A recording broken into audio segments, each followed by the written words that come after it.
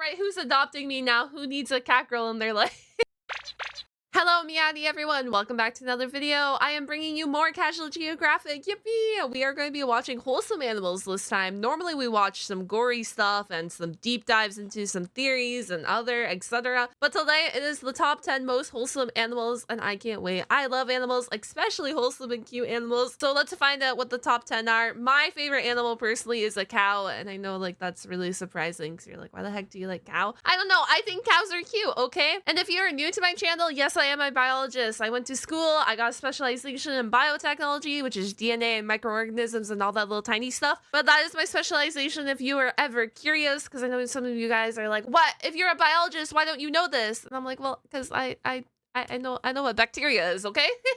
But I have also worked as a zookeeper and worked with animals in my past life prior to becoming a full-time content creator here on YouTube. So thank you guys for the support and watching my videos, because you are the ones that allow me to continue being a full-time content creator, and I would not be here for you. If you are new here, remember to hit that like and subscribe button and come join the safari. It's a wonderful time here and I would love to have you. Enough yapping from me, and let's dive right on into the video. So, we hit 2 million subscribers on this channel. That Absolutely effing deserved, man. Congratulations. really only started because I thought Trump was gonna gulag TikTok. Which means there's enough of us to invade the state of Delaware and have pretty good odds doing it. So in honor of us reaching 1 I'm not from the United States of America, but you're telling me only 2 million people live in Delaware? Is this right? What? million subs twice. And also since my mom said I should make more lighthearted videos so she doesn't have to lose sleep to support her son. Here are the top 10 most wholesome animals you'll find in nature. While there will be accurate facts in this video, it will also be in my very biased opinion. Heck yeah. And if you're a longtime supporter, you probably already know what the top 4 are gonna be. Also, a little side note before we get started. When I call an animal wholesome, I am assigning human characteristics to a wild animal. In real life, nature don't care about being cute or wholesome. It's survival of the fittest, and in the wild, morality gets you put on a t-shirt. Basically, what I'm trying to say is animals aren't good or evil, they're just them. But if you could kindly suspend your disbelief for the next at least 8 minutes, because you know mid-rolls, that'd be great. All that aside, at number 10 is an animal you probably wouldn't even expect in a video like this. Okay. Honestly, you couldn't name 5 animals that have a worse PR. I love flying foxes, man. No, they are very cute. The sad thing is they have such a bad rep, but they are super cute. I love them. Bats. Hollywood definitely didn't do them any favors reputation-wise. And a certain virus named after a beer only made it worse. But not only do they have a strong case for one of the most wholesome, you could also argue that bats may be one of the most impactful animals on Earth. First of all, there's a lot of them. About 25% of all mammal species identify as bats. A quarter of all the mammals on this planet are some type of this weird little bird mouse. And because bats contribute to society by pollinating, if Thanos snapped them all into dust, the world's ecosystems would collectively collapse and food. I just love how curious they look with their big eyes when they're searching for food or whatever. And depending on where you live, you'll see them like out in the daylight all the time. It depends on where you live, but they'll be sleeping in the daylight or whatever upside down. Like I know in Northern Australia when I was there, I used to see flying foxes hanging off trees, and you could like find groups of them when you were out looking for them. Regardless of the day, you seem like you could always find them. Now where I live here in Canada, I'm not finding bats if I go outside. I will see them at nighttime. They'll fly around at nighttime, but in the daytime, I ain't gonna find a bat. I don't know where they live. Like, they are not as obvious as they are down in Australia. And that's just my opinion. Chains everywhere would become ground zero. Over 500 plants depend on bats to keep them in business, and losing them could affect your way of life in places you didn't even realize. Want to add some banana to your morning oatmeal? Chances are your breakfast was brought to you by bats.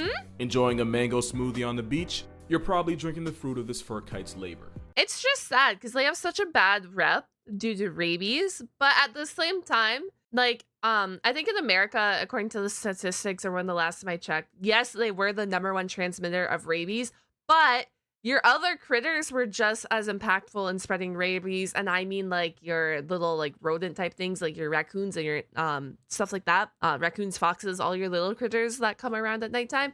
They were also like basically at the same amount, if not like around, literally around the same amount as bats. But bats are the ones to get the bad reputation, when bats really aren't the only one that carries rabies. Every single mammal basically can carry rabies to some extent. Some animals are exempt for this, but for the most part, they can all get rabies, they can spread rabies, and it's a terrible disease. But everyone associates bats with rabies, and then that's where they get their bad rep from, and then Hollywood portrays them as these evil people, or like, evil vampires, and then people associate bat with bad. But bats are very good for the environment, and I wish people, gave appreciation to bats more. But it's okay. Maybe one day. Ever get some liquid courage in you, drunk text your ex, reconcile, work through your issues, grow together as people, only to ultimately get I also forgot to, dogs are also a massive spreader of rabies, especially if you like have a dog that's unvaxxed, and it depends on where you live as well. But they are another big spreader of rabies next to bats. In a lot of places in the world, dog is number one, and bat isn't number one. It's a dog number one, and people, I don't know. People think that's crazy, but enough of me yapping. We're diving in. I'm sorry for the tangent. married and start a life together? Yeah, probably not. But if you did, better invite a bat to the reception, because without them pollinating the plant agave, there'd be a lot less tequila and less happy mistakes in the world. And I mean that literally. Some of you might not be alive. Beyond that, every night millions of bats meal prep the insects that make our lives more difficult. It's estimated that bats save the United States anywhere from $3.7 up to $54 billion in agriculture just by being free pest control. That's crazy. Now, I already know what you're probably thinking. Despite what you might think, the human population would be less healthy if it wasn't for these bats. Many bats help keep the mosquito population in check. Mosquitoes, which also happen to be air Ubers for diseases like Zika and West Nile. But none of that really matters because bats were guaranteed a spot on this list off their looks alone. This bat was literally named after the fact that it looks like a fox in the face. And if they didn't get the blame for putting us in quarantine, they probably would have— See, this is what I'm talking about. Look at their big eyes. Look how cute they are. ranked higher. Aww. Nice. Now, who didn't think cats were going to end up on this list? The animal that could probably murk us in our sleep managed to finesse its way into over 30— Chat. We like cats, right? YouTube? We like cats, right? Right? You see these cat ears? Please say right. Please. a million homes in the US alone. And I do mean finesse, because cats might as well have just domesticated themselves. No. Cats originally came into our lives to snack on the mice that were after our food. But cats also changed minor things about themselves to be around us. While wild cats are more solitary introverts, these cats became more social and tolerant of people. Their reduced aggression and aversion to people made them ideal pets, and their diet of our enemy the rat made them the perfect travel partners as we explored this great— Could you really blame them, though? Like, if you get a chance to be domesticated, you might as well take it. Not saying for all animals they should take it, but like this scenario, the cat's probably like, God damn, life with this human, life with this giant is way better than my life out here in the wild. Let me stay with you. big ball of dirt and water. As long as we kept them fed, cats had no problem riding shotgun. Which is why we barely had to domesticate them ourselves. They were basically close to perfect from the beginning. Which is why where a Shih Tzu looks nothing like a wolf, a house cat still looks like it has a lot in common with its wild cousins. We never really needed a selection process for cats the way we did with other animals, because there wasn't a whole lot we needed to change. And as cats spent more time around us, they started to figure us out and adjust their behaviors accordingly. You've probably heard that normally adult cats don't meow to each other in the wild, but they'll do it with their owners since they know humans will react to that sound with more urgency. They even developed a special type— The best part is when the cat wakes you up like 5 a.m. to put food in their food dish when they don't get fed until like 8 a.m. I love cats, man. type of purr that most people find impossible to ignore just to ensure they get fed. But cats give as much as they take. There are legitimate health benefits to having a cat under your roof, which include lowering stress and anxiety and reducing the risk of heart disease. All right, who's adopting me now? Who needs a cat girl in their life? I'm kidding. Studies even show that they can purr at a frequency that has therapeutic healing effects on human bones and muscles. And that's not even mentioning all the stories of cats valuing human lives enough to risk their own. Tara the cat went viral after saving her 4-year-old human from an attacking dog. Oreo here did the same, but instead of a dog, he took on a venomous rattlesnake to defend his family. And when Rick Chap suffered a near-fatal heart attack, it was his cat Buddy that saved his life by running across the house and getting his wife's attention. For an animal that looks constantly done with everything, cats really are just nature's tsundere. And if it wasn't for the billions of animals that get 404'd by outdoor cats, they definitely would have ranked higher. One of my favorite movies of all time is Into the Spider-Verse. What? If you followed me on Instagram, you probably could have guessed that. And one of my favorite lines in the whole movie was when Peter B. Parker says, "Could you imagine a seahorse seeing another seahorse and then making it work?" Well, he wasn't exactly lying. Seahorses are famous for two things. One is that it's actually the guys that are the ones that get maternity leave. Two is that they're monogamous and mate for life.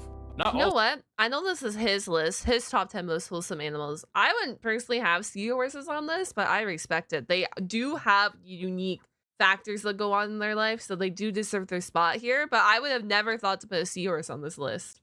Seahorses are loyal. In fact, some will actually switch partners mid-season. But some, like the New Holland seahorse, will find another seahorse and in fact find a way to make it work. Especially since the longer a seahorse marriage lasts, the more luck they have raising children. Of course, a healthy relationship doesn't just happen, which is why every morning seahorses will reinforce their pair bond with a dance.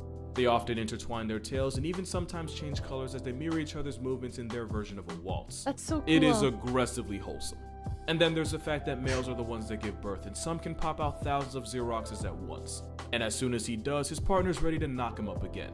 Now there are a few things that knock them down on the wholesome scale. Baby seahorses are known as fry, and occasionally the male takes this too literally by eating his own children. Then there's the fact that Okay, I feel like that's just a common trait among a lot of these fish species. Anything that lives in the ocean that, you know, has a lot of babies. I just feel like there's a lot of babies that are a lot of adults that eat their babies, aka like the clownfish eating like the imperfect eggs. That kind of makes sense though, you know, imperfect, whatever. But like, that's just an example that came to my mind. I just feel like fish do this a lot. Seahorses are one of the most efficient life takers in the ocean, with a hunting success rate of 90%. But overall, if you could have a relationship like the seahorses, you'd probably take it. Or you'd want the marriage of another animal further down this list. Oh, okay. 7! This animal was 100% a biased pick, and I'm not going to apologize for it. The pangolin earns the distinction of being the most polite animal I've ever seen. You know what? I respect him. He is kind of cute. He's cute in a weird way, and I respect him being on the list. The look of an animal patiently waiting for his mom to get off the phone so he can ask her for $10 to buy flowers for his middle school crush. To protect their claws, they often walk around on 2 legs, and the result is that they look like the embodiment of, "Excuse me, I don't mean to bother you." There's also the fact that underage I love how they walk on their 2 legs, and they're literally just like crossing their arms because they don't want to screw up their nails, basically, or their claws. But I love that. Pangolins are known as pankapups, and they'll often hitch a ride and even nap on their mother's tail. If there's anything negative about this turtle gerbil, I'm Helen Keller to it.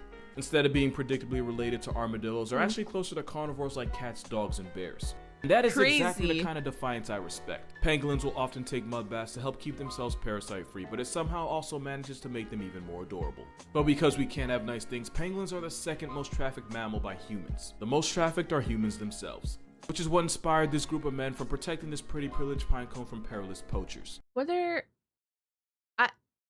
I guess we're trafficking them for meat, for food. I don't think they're that nutritious though, but if they're in abundant, then yes.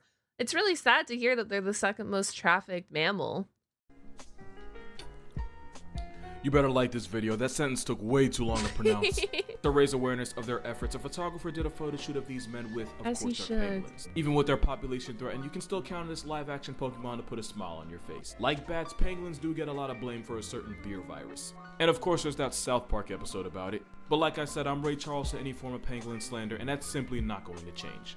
Bro, he seems like a silly little guy. That's my impression of him, at least. 6? This might be an unexpected addition on this list. Yeah. Okay. I'm ready to hear you out. But like, this is wild for a wholesome animal. Because chimpanzees are some of the most violently homicidal things with a Yes. One of the worst ways to meet your higher creator is to have a chimpanzee book the appointment. Yet somehow an animal directly related to them is a perpetual pacifist. At number 6 is our closest cousin in the animal world, the bonobo. Okay. I got nervous for a little, and I'm like, I'm going to hear you out, regardless of what you're going to say about the chimpanzee, but I was a little nervous. Chimps' nature tried to draw strictly from memory, but their personalities are polar opposites. Their societies are built on love and peace, which is why there are rarely cases of bonobos killing each other. Also, they're female dominated. Unlike other matriarchal social circles, not all the females in the bonobo circle are necessarily related. And while there is a hierarchy, they do look out for each other. High-ranking females will often even defend newcomers from the unwanted advances of males. I love them. Instead of castrating each other like their murderous cousins, bonobos solve conflicts with affection. They are the hippie chimps of the Congo. Only thing is, sometimes they're a little too affectionate, which is why any movie starring bonobos is rated B. As in, be sure to have to talk with your kids before you go see them in a zoo, or they may come home with questions you might not be prepared to answer. Oh, you know, he did call them the hippies of the animal kingdom, so it does kind of line up. They be fornicating. A lot. But these apes on ecstasy use a no-pants dance as a way to reinforce bonds within the group and solve disputes without actually causing injury, which makes them the most unproblematic thing with thumbs in the world. But it's also why finding safe for work videos of them was veteran difficulty. Yes. One wrong move in what they like to do to each other, guidelines will do to me. 5. Swans are often considered the mascot of peace, love, and... Okay, Okay, this is another. I can hear you well, but swans do get a little territorial and can be a little vicious. But you know what? I'm hearing you out again. Loyalty. I rebuke that. Swans are mean-spirited Q-tips drunk off pretty privilege. But for a bird that apparently mates for life, swans actually have a divorce rate of about 5%. Meaning on average, 1 in every 20 swan couples calls it quits during breeding season. You always see too. I don't know if you guys watch these videos. I don't know how much animal content you guys consume. But you ever see like a swan being reunited with their mate due to like an injury? So they went to like a wildlife sanctuary or something to be fixed up and then they were released back to the wild. Or just like a swan losing its mate and you see like the swan. I love those videos. I love when they get reunited. Flamingos, on the other hand, believe in monogamy the way Nick Cannon believes in birth control, since they have a divorce rate of about 99%. And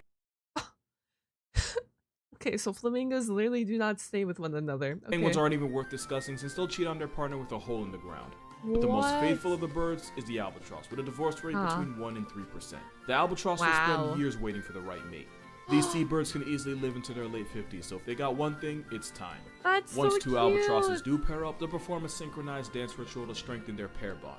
It's like the bird version of renewing their vows. Single albatrosses will spend years practicing and perfecting the courting dance, so they have the choreography down by the time they actually need it. And with their lifespan, these couples often spend decades raising chick after chick. Breakups are rare, and it's usually a result of multiple years of breeding failure. Climate change has also caused a slight rise in albatross divorces, but I'm not about to hold that against them. They're like the seahorse, except they're a lot less likely to dip out on their partner, and infinitely less likely to turn their children into a kid's meal. It takes a lot for me to give a bird props, and the albatross 100% earns that. He deserves it. I love the seabirds. I love the seabirds. Are always so pretty. It wasn't a matter of if, but when quokkas were going to make an appearance. Yes. Google the happiest animal on Earth, and you'll get one trying to bear hug you through the screen.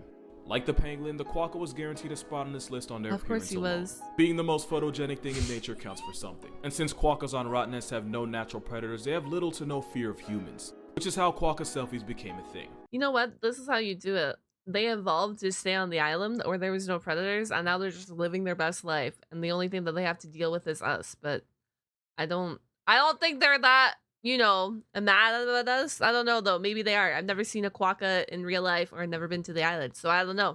Maybe they hate us. Who knows? Quokkas are such mascots for positivity that they single-handedly boost tourist numbers to Rottnest the way LeBron did to Cleveland.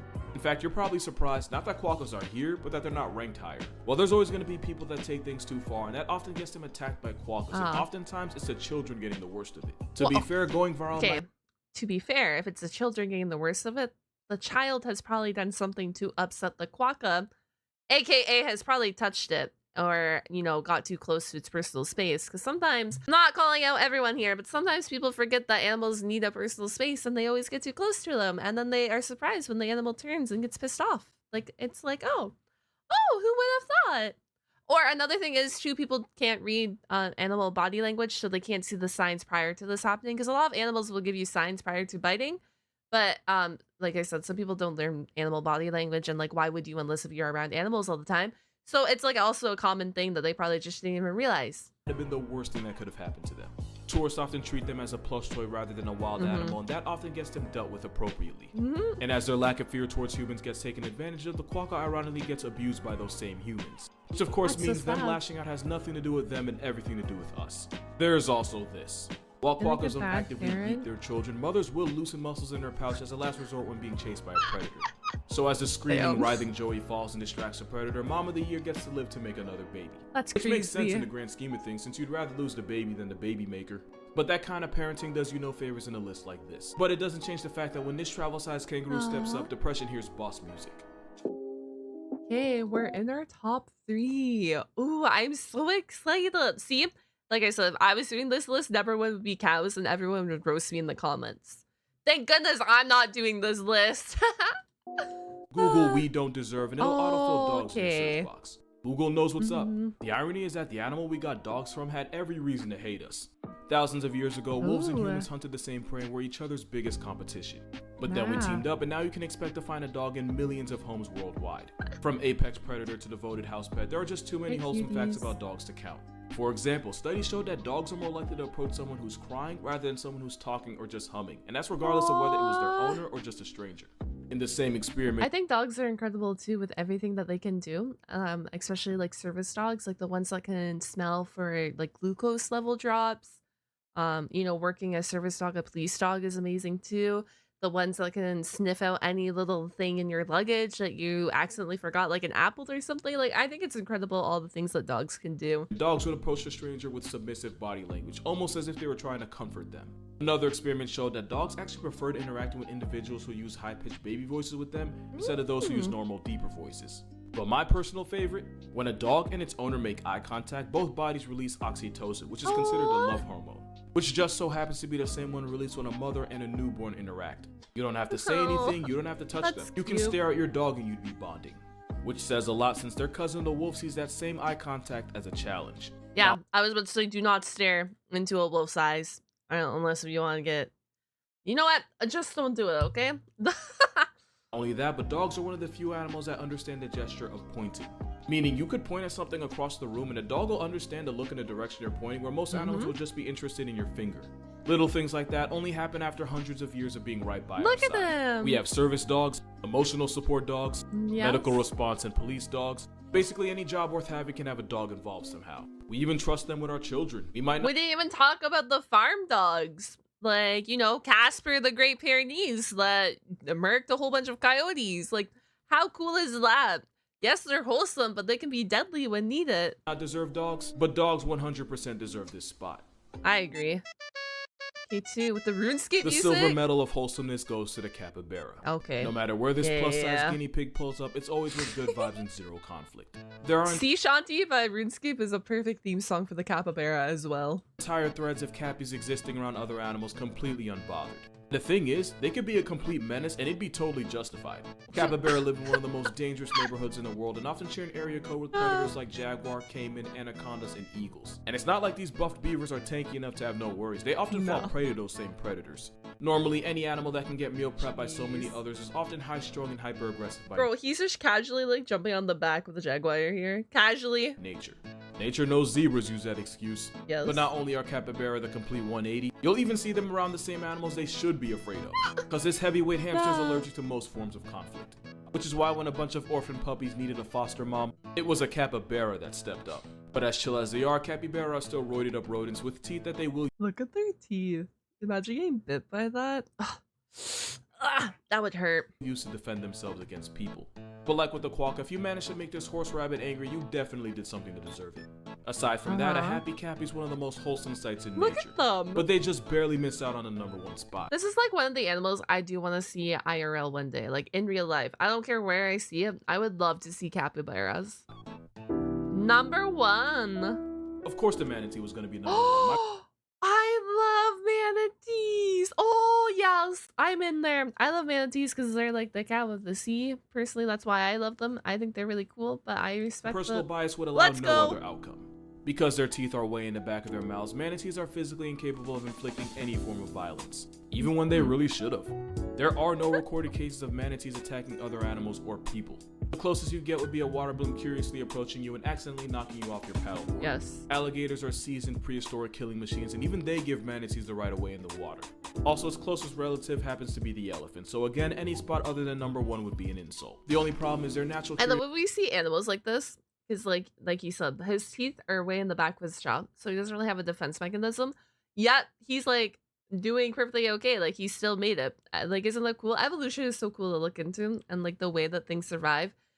Sadly, like things do go extinct. And more sadly because of humans.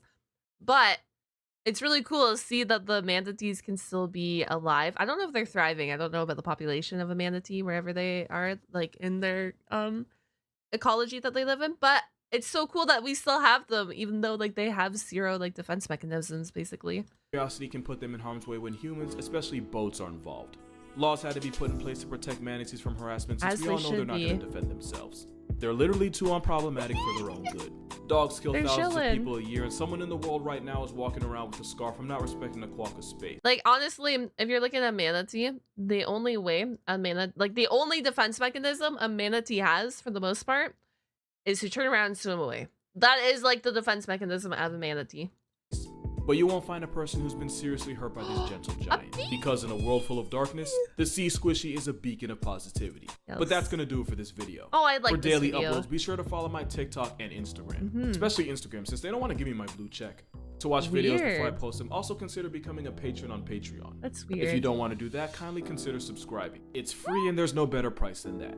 Also, for every person that watches this and doesn't sub, a manatee sheds a tear. And only a monster would allow that to happen. Oh, a monster would allow that to happen. A monster would allow that to happen. Guys, you gotta go subscribe to Casual Geographic or else a manatee will cry and we're gonna be sad if we see manatees crying. Thank you guys for hanging out with me. If you made it all the way to the end of this video, what can we comment down? What animal is in here that has an emote? Oh, there's a bat emote. Okay, let's comment down the bat emote because I know that exists. I was like, there's not a capybara emote unless there is now. I don't know, but a bat emote. That is what we're commenting down. Comment down the bat emote if you watched the whole video. I love seeing you guys comment down the emotes. They make me so happy. If you don't have access to the emote, you can just comment down the word bat. I really like this list. I think the only animal on this list that I personally would have, well, I'd probably have cats, maybe dogs. I'm a reptile person though. I think reptiles are really cute and a lot of people don't think they're cute. So I'm not gonna lie, my list might have been biased with like, you know, a blue-tongued skink and like a bearded dragon and stuff like that, where, you know, people would look at me like I'm crazy, and a hog-nosed snake, and then like manatee and a cow. I have a weird taste in animals, okay?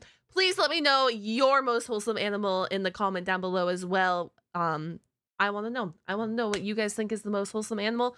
But thank you guys for watching. If you want more React content from me, a variety of React content, make sure you hit that subscribe button. I'm trying to get to 20k subs on YouTube right now, so please help me hit that goal. But I will catch you guys all on the flip side, and have a wonderful day. Goodbye, goodbye.